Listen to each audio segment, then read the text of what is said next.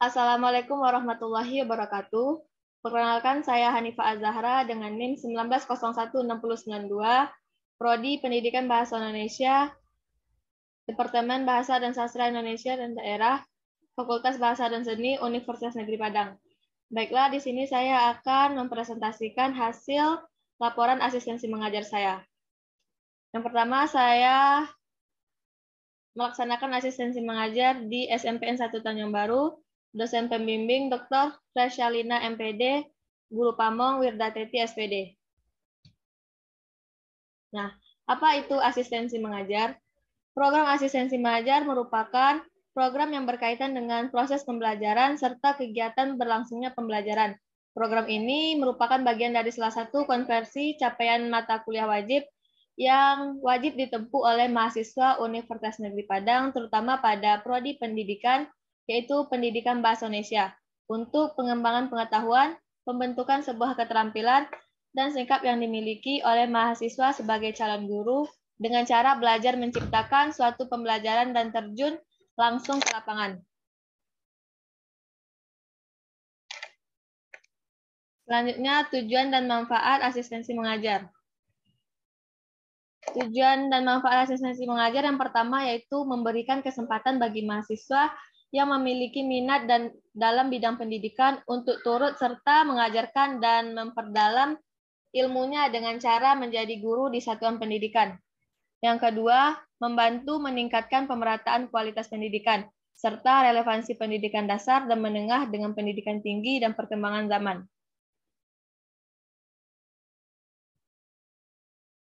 Selanjutnya yaitu tempat pelaksanaan asistensi mengajar.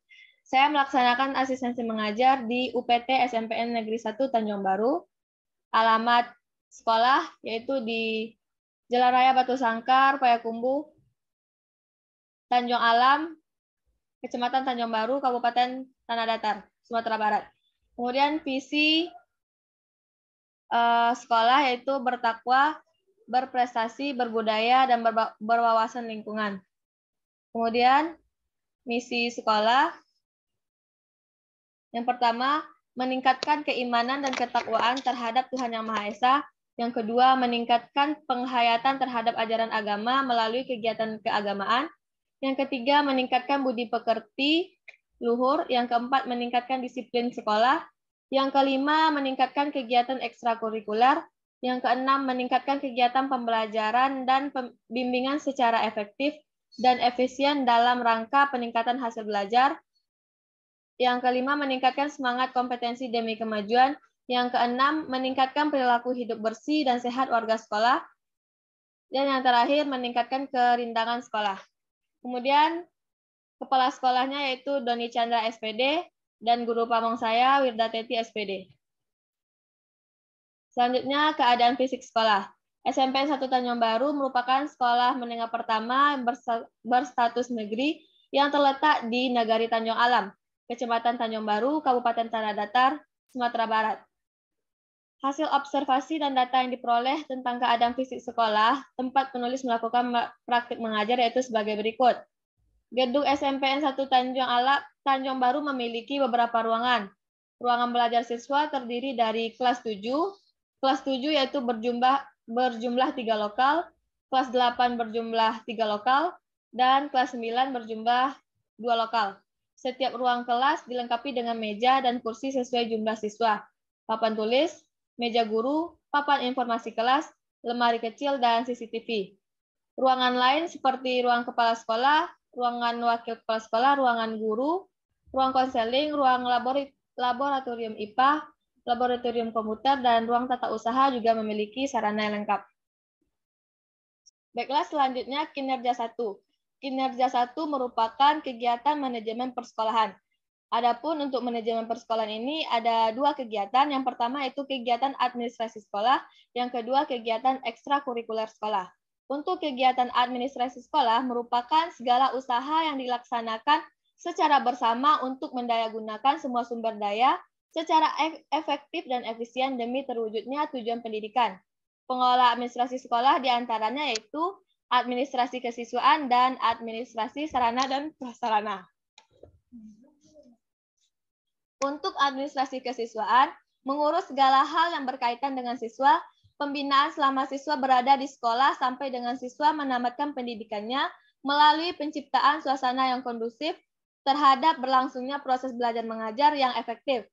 Administrasi kesiswaan berfungsi mengetahui secara umum kondisi siswa yang sedang mengikuti pembelajaran pada setiap tahun pembelajaran. Kemudian selanjutnya administrasi sarana dan prasarana.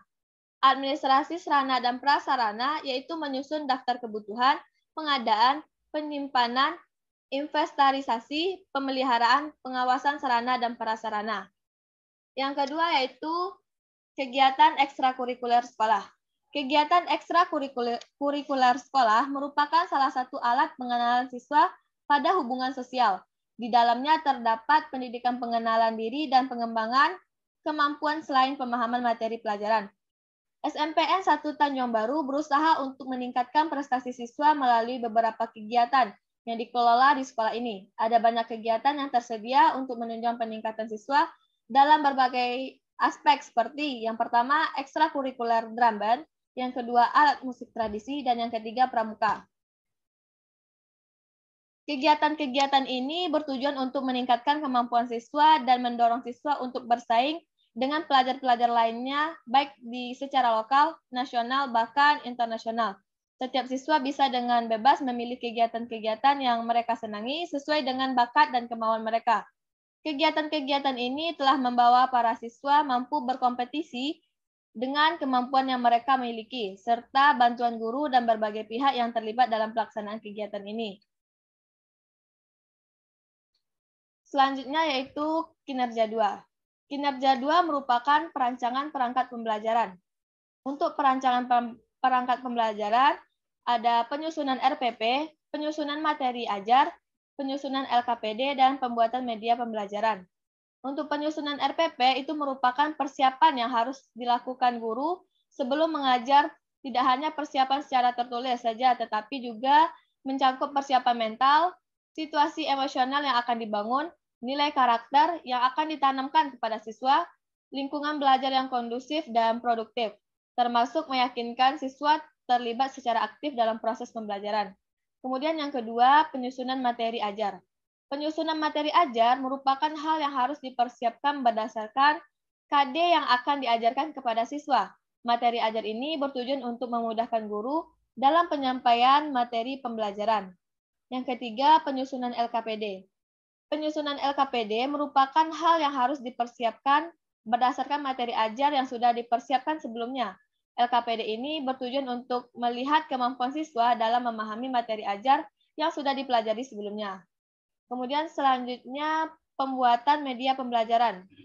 Media pembelajaran merupakan bagian dari sumber belajar yang merupakan bagian dari gabungan dari perangkat lunak, bahan ajar, dan perangkat keras yaitu alat belajar. Penulis menyiapkan media pembelajaran yang cocok untuk setiap materi yang akan dibahas dan tentunya menarik bagi siswa selama pembelajaran berlangsung. Selanjutnya yaitu kinerja 3. Kinerja 3 merupakan latihan mengajar terbimbing. Pada latihan mengajar terbimbing, secara penuh berlangsung selama 1 minggu. Mahasiswa mengajar didampingi oleh guru pamong. Adapun proses pembelajaran ini terdiri dari pertama membuka pembelajaran, kedua kegiatan inti, dan ketiga kegiatan penutup.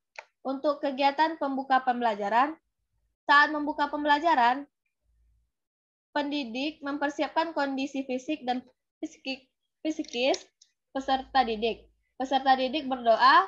Setelah berdoa, peserta didik melakukan kegiatan literasi selama 15 menit di awal. Kegiatan ini bisa berupa berdoa, membaca Al-Quran, dan membaca ayat kursi. Setelah selesai guru mengambil absen, peserta didik dan guru membuka pembelajaran. Kemudian masuk ke kegiatan inti. Setelah selesai menyiapkan peserta didik secara fisik dan psikis guru memulai pembelajaran di kelas. Pembelajaran dilakukan dengan strategi yang memungkinkan peserta didik terlibat secara aktif. Dengan pembelajaran yang melibatkan peserta didik secara aktif dapat menemukan konsep sendiri dan peserta didik akan lebih paham dan bersemangat dalam proses pembelajaran. Jika memungkinkan, Untuk melakukan diskusi, guru meminta peserta didik untuk berdiskusi. Ketika terdapat konsep yang sulit dipahami oleh peserta didik, maka guru membimbing peserta didik untuk memahami konsep materi tersebut. Guru memberikan beberapa soal latihan untuk melatih pemahaman peserta didik mengenai materi yang dibahas di dalam kelas. Soal-soal yang diberikan dipecahkan oleh peserta didik, kemudian dibahas bersama di depan kelas untuk meluruskan konsep yang keliru. Kemudian selanjutnya kegiatan penutup. Setelah selesai memberikan materi dan latihan kepada peserta didik, guru menyimpulkan secara bersama materi pembelajaran yang baru dipelajari. Guru memberikan tugas kepada peserta didik, kemudian guru mengingatkan kepada peserta didik, materi apa yang akan dipelajari pada pertemuan selanjutnya. Guru kemudian meminta peserta didik untuk berdoa, mengakhiri pembelajaran, dan guru mengucapkan salam. Selanjutnya yaitu kinerja 4. Kinerja 4 merupakan latihan mengajar mandiri. Dalam kegiatan latihan mengajar mandiri, penulis diberi kewenangan penuh untuk mengajar di kelas dan menyelenggarakan kegiatan-kegiatan lainnya, seperti penilaian belajar siswa dan sebagainya. Walaupun penulis telah memasuki latihan mengajar mandiri, penulis tetap melakukan diskusi dan konsultasi dengan guru pamong yang berkaitan dengan proses belajar mengajar. Proses pembelajaran tersebut terdiri atas 3 kegiatan sebagai berikut. Yang pertama, kegiatan pendahuluan. Kegiatan pendahuluan dilaksanakan kurang lebih 10 menit. Apabila proses belajar mengajar di jam pertama, maka kegiatan diawali dengan membaca doa bersama yang dipimpin oleh ketua kelas, kemudian dilanjutkan dengan membaca Al-Quran. Setelahnya, guru mengambil absen siswa. Setelah mengambil absen, guru menanyakan pembelajaran pada pertemuan sebelumnya sebagai persepsi. Kemudian guru memberikan motivasi tentang manfaat mempelajari materi yang akan dibahas. Kemudian guru memberikan penjelasan tentang tujuan mempelajari materi hari ini dan cakupan materi yang akan dipelajari. Hal ini bertujuan agar siswa mengetahui bahwa pelajaran yang akan dipelajari penting, terutama dalam kehidupan sehari-hari. Kemudian yang kedua, kegiatan inti. Peserta didik memulai melakukan pengamatan terhadap masalah yang telah diberikan. Kemudian muncullah pertanyaan-pertanyaan dari siswa terhadap masalah yang telah mereka amati bersama. Pertanyaan-pertanyaan tersebut diajukan siswa akan dijawab melalui suatu kegiatan tanya-jawab dalam diskusi. Selain itu juga dapat dilakukan dengan menemukan jawabannya pada beberapa referensi, baik referensi dari buku maupun dari internet. Dan guru juga akan memberikan penguatan terhadap jawaban dari permasalahan sebelumnya. Kegiatan mencoba, siswa bekerja secara berkelompok. Selama bekerja dalam kelompok, guru mengamati siswa untuk memantau perkembangan sikap toleransi, peduli, dan kerjasama siswa. Selama tahap ini, guru bisa memperoleh nilai keterampilan dan sikap siswa. Tahap selanjutnya yaitu tahap mengasosiasi siswa menjawab pertanyaan-pertanyaan yang ada dengan mengembangkan ilmu pengetahuan dan menalarnya dengan sangat baik. Selama proses belajar, siswa berdiskusi menemukan jawaban yang tepat. Dilanjutkan dengan tahap mengkomunikasikan. Dalam kegiatan ini, siswa diharapkan mampu mengomunikasikan hasil yang diperoleh dari kegiatan mencoba dan mengasosiasikan. Dalam kegiatan ini akan dinilai kejujuran dan kemampuan siswa dalam mempresentasikan hasil yang diperolehnya. Selama presentasi berlangsung, ada siswa yang bertanya, menanggapi, dan mengkritik. Pada kegiatan ini akan dipantau pengetahuan siswa dalam menghadapi pendapat teman yang berbeda dengannya, serta sikap siswa dalam bertanya, menjawab, menanggapi, dan mengkritik. Kemudian yang ketiga, kegiatan penutup. Kegiatan yang dilakukan guru untuk menutup pembelajaran adalah dengan menyimpulkan materi pembelajaran yang diberikan. Guru meminta siswa menyimpulkan pelajaran dan guru juga ikut mengawasi serta memperbaiki bila kesimpulan siswa ada yang salah. Untuk pertemuan selanjutnya, guru menugaskan siswa untuk membaca materi selanjutnya ataupun memberikan tugas pekerjaan rumah. Baiklah, terima kasih. Mungkin sekian presentasi yang dapat saya jelaskan. Salah dan janggal saya mohon maaf. Wabillahi taufik wal hidayah. Wassalamualaikum warahmatullahi wabarakatuh.